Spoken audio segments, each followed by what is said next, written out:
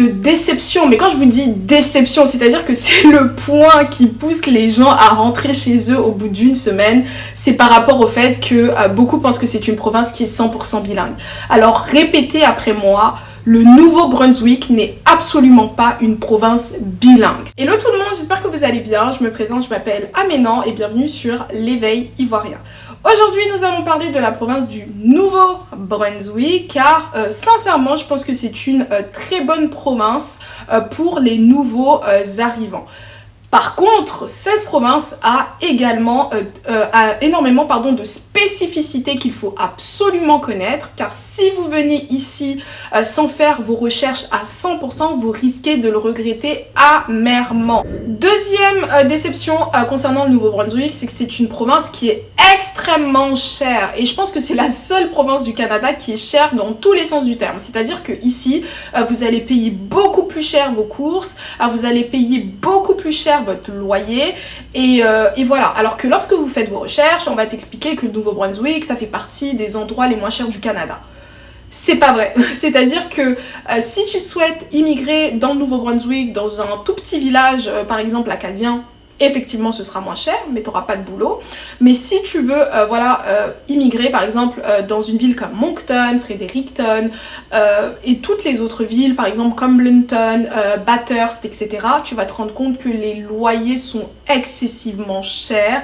Ils sont tellement chers qu'au Nouveau-Brunswick, tu peux avoir des logements qui sont plus élevés que dans certaines grandes villes de la province du Québec. C'est-à-dire que vivre ici, c'est quand même, ça a un coût. C'est-à-dire que du jour au lendemain, il y a eu énormément de gens qui sont arrivés, dont moi. Et donc ça fait que finalement, les loyers sont incontrôlables, car la province ne pouvait pas s'attendre à l'afflux aussi rapide de nouvelles personnes. Et donc les propriétaires, ils en profitent, car il n'y a pas assez de logements. Et dans tous les cas, si tu prends pas le logement, quelqu'un d'autre va le prendre. Donc tu es obligé de céder à la pression, même si le loyer, il est excessivement cher. Le problème du Nouveau-Brunswick, c'est que nous n'avons pas en fait le juste milieu. Je vous prends par exemple l'exemple de la province du Québec. L'avantage, c'est que vous avez par exemple la mégalopole comme Montréal, où il y a vraiment énormément d'opportunités, énormément d'emplois. Vraiment, c'est une province qui est au niveau de Paris ou de New York. Enfin, c'est une ville, pardon, qui est au niveau de Paris ou de New York. Ensuite, vous avez d'autres endroits beaucoup plus petits. Donc, par exemple, moi, on va prendre le cas de Québec City, donc la ville de Québec, où là vous avez énormément aussi d'attractivité économique, mais par contre niveau loyer c'est beaucoup plus tenable, etc. Au Nouveau-Brunswick, le souci c'est quoi? C'est que soit tu es au village, t'as aucune opportunité et puis la nourriture reste quand même chère, mais ton logement il est pas cher, ou soit tu es dans une ville qui est de taille moyenne comme Moncton, etc. et tu vas payer des loyers excessivement chers, mais tu n'auras pas non plus autant d'opportunités professionnelles que si par exemple tu étais à Québec City ou à Drummondville au Québec, ainsi de suite. Et pour tout ce qui est le reste des dépenses, donc la nourriture, l'électroménager, etc., vous allez vous rendre compte que ici en fait on n'a pas beaucoup de choix, c'est-à-dire qu'il n'y a pas beaucoup de promotions dans les magasins, il n'y a pas beaucoup d'opérations de déstockage, ainsi de suite. Donc ça fait que même lorsque tu essayes de faire très attention à tes courses, lorsque tu essayes de faire très attention à tes dépenses, etc., tu vas quand même dépenser plus cher que si par exemple tu étais en Ontario, au Québec, en Alberta, etc. Et si tu es une personne qui aime voyager, c'est même pas la peine d'y penser, car les billets sont encore plus cher ici, car nous avons plusieurs petits aéroports plutôt régionaux, et donc ça fait que en fait il faut faire escale, c'est-à-dire que tu vas aller, je dis n'importe quoi, à New York, tu vas devoir faire Moncton, Montréal, Montréal, New York. Et au Canada, les billets d'avion sont extrêmement chers, et en plus de ça, quand tu as une escale obligatoire, tu vas dépenser beaucoup d'argent. Pareil, tu veux partir à Toronto, c'est-à-dire que tu veux même pas quitter le Canada, tu vas aller à Toronto ou tu vas aller en Alberta, tu vas payer des plus de 1000 $ le billet, alors que tu es quand même au Canada. Mais c'est parce qu'on est vraiment en zone atlantique, et pour X ou Y raison, ils ne veulent pas faire de telle sorte que les billets soient moins chers. Troisième point, nous allons parler de l'attractivité économique. Donc là, on part du principe que vous êtes une personne, vous êtes arrivé au Nouveau-Brunswick, vous vous en sortez bien car vous avez un emploi qui vous paye plutôt bien, ou vous avez de la chance car vous êtes bilingue, donc vous avez quand même des opportunités.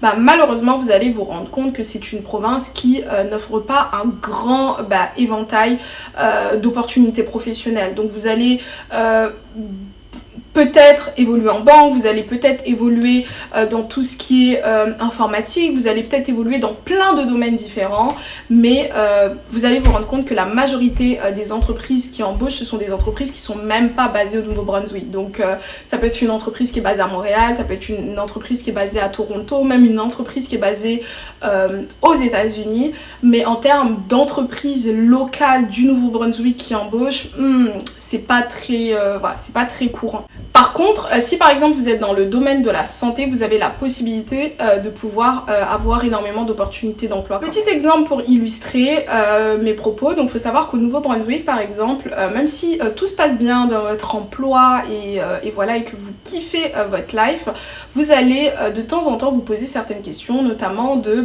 si je perds mon emploi tout de suite, ou si pour X ou Y raison j'ai envie de changer, qu'est-ce qui se passe, quelles sont les opportunités, vous allez vous rendre compte que vous n'en avez pas beaucoup. Donc ici vous allez avoir plus tendance à soit vous accrocher à votre entreprise, soit accepter de faire certains emplois que vous n'avez pas forcément envie de faire, ou rester dans certains emplois où ça se passe pas forcément bien, car vous faites 2-3 petites recherches sur Indeed et vous vous rendez compte qu'il n'y a pas assez d'emplois. Donc ça c'est vraiment quelque chose à prendre en compte, qu'une personne qui est à Montréal ne pense pas forcément, parce qu'à Montréal il y a énormément d'opportunités, enfin dans la province du Québec et dans d'autres provinces également. Je pense que les points que j'ai cités, ce sont vraiment les points les plus importants à prendre en considération dans la vie d'un nouvel arrivant, même dans la vie d'une personne lambda qui vit dans un pays. Après il y a beaucoup de gens qui vont dire oui, le Nouveau-Brunswick, je veux pas immigrer parce que c'est nul, parce qu'on s'ennuie et tout. Enfin, à la fin de la journée, je pars du principe que si tu veux faire des choses, tu peux les faire. Enfin, moi personnellement, j'aime beaucoup aller par exemple à Halifax, donc de temps en temps on peut partir à Halifax, c'est à 2h30 de route, il y a la plage, il y a beaucoup de choses à découvrir non plus, et il faut arrêter de stigmatiser les petites provinces ou les petites villes comme étant des villes ennuyeuses. Ça dépend vraiment de ton lifestyle. Par contre, tout ce que j'ai cité, l'emploi, la vie qui est chère, le fait que des francophones ne puissent pas s'en sortir, c'est des choses, ce sont des éléments à prendre en considération vraiment, parce que je vois tellement de vies brisées au Nouveau-Brunswick, et il y a beaucoup de gens qui vont peut-être m'indexer, il y a beaucoup de gens qui vont dire non, ce que je dis c'est n'importe quoi, mais c'est vraiment la vérité. C'est-à-dire que toutes les personnes qui vont vous faire croire notamment que vous pouvez vous en sortir à 100% sans parler l'anglais, c'est soit une personne qui vit, je sais pas, sur la planète Mars, ou soit c'est une personne qui est arrivée en 1930 quand tout était possible. Mais là, voilà, il y a beaucoup de compétition, il y a beaucoup de monde, et la compétition, elle est rude. Donc, si vous êtes bilingue, ce sera parfait. Si vous ne l'êtes pas, pensez à votre projet d'immigration. Ce sera tout pour la vidéo. J'attends toutes les personnes qui sont au Nouveau-Brunswick à laisser un commentaire, donc dites-moi si ce que je dis est vrai ou est faux, mais s'il vous plaît soyez objectifs, parce que toutes les personnes qui sont là depuis peut-être 5, 6, 10 ans, vos avis ne comptent pas, car voilà, vous avez eu beaucoup plus de facilité que des personnes qui arrivent potentiellement en 2024, c'est une réalité. Donc voilà, donnez-moi votre avis, et ça me ferait plaisir justement de voir s'il y a des personnes qui ont des expériences totalement différentes que d'autres personnes, ainsi de suite. Donc si vous avez apprécié cette vidéo, je vous invite à vous abonner, commenter, liker, partager, et moi je vous dis à la prochaine pour une prochaine vidéo. Bye bye.